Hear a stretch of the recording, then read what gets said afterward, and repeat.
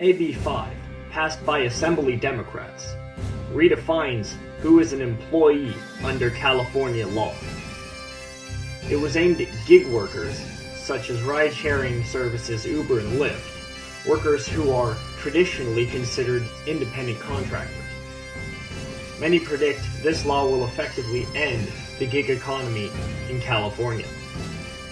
Indeed, Uber and Lyft announced they would cease operating in California because of AB5, but a court ruled they could continue to operate while legal challenges were being heard.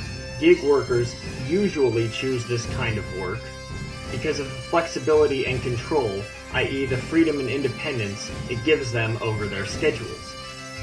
AB5 is just another example of disastrous Democrat legislation, and why we need new voices in the Assembly. The repeal of AB5 will be Prop 22 this November on the ballot. I will vote for it.